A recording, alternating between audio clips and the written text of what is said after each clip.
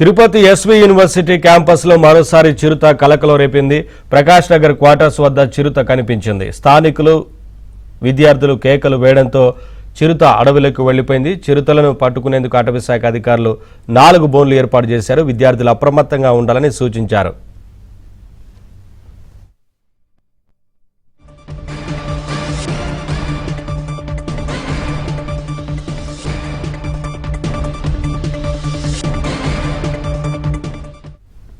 Tirupati SV university క్యాంపస్లో చిరుత కలకలం రేపింది. ఇప్పటికే చిరుతను పట్టుకునేందుకు 4 బోన్లు ఏర్పాటు చేసినట్లుగా తెలుస్తోంది. అప్డేట్స్ మా కరెస్పాండెంట్ దినేష్ అందిస్తారు. దినేష్, అటవీ శాఖ అధికారులు ఏం చెప్తున్నారు? మరోవైపున క్యాంపస్లో విద్యార్థులు ఏమంటున్నారు?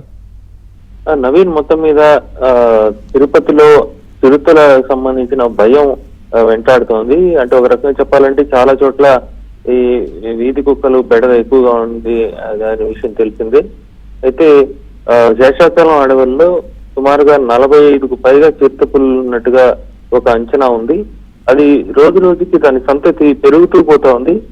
అటవీ శాఖ అధికారులు పట్టుకుంటే మళ్ళీ ఇంకొకటి కనిపించే పరిస్థితి ఉంది. ఈ రోజు కూడా ఎస్వి యూనివర్సిటీకి సంబంధించినటువంటి వసుంధరా నగర్ లో అక్కడ నివాసం ఉండేటువంటి వాళ్ళ సెల్ ఫోన్ తో తీసినటువంటిది విజువల్స్. అంటే మనం చూడొచ్చు ఎంతగా ఇండ్ల దగ్గరగా తిరుగుతోందనేది.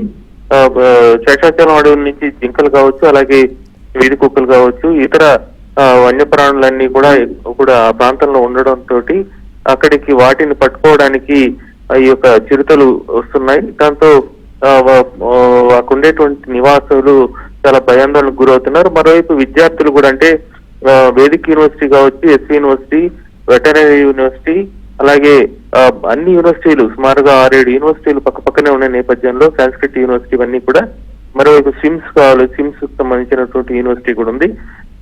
ఈ మొత్తం విద్యార్థులందరూ కూడా సాయంత్రం రాత్రి 8 గంటలు అయితేనే హాస్టల్ రూమ్ నుంచి బయటకు రావడానికి భయపడే పరిస్థితి. చిరుతను పట్టుకున్నారు అంటే కొద్ది రోజులు రిలాక్స్ అయ్యే లోపల మరో చిరుత కనబడుతా ఉంది. ఇది అయినప్పటికీ అటవీ శాఖ అధికారులు అయితే ఇమీడియట్ గా రెస్పాండ్ అయ్యి బంధించడానికి బోన్లు అయితే ఏర్పాటు చేస్తున్నారు. ఎక్కడి నుంచి వస్తోంది, ఎన్ని ఉంది అనేటువంటి ఒక ఇదైతే ఏర్పడుతా ఉంది. మొత్తంగా ఈ చిరుతల యొక్క బెడద చాలా తీవ్రంగా విద్యార్థుల్ని ఇబ్బంది పెడతా ఉంది. Naveen, thank you Dinesh, thanks for the updates.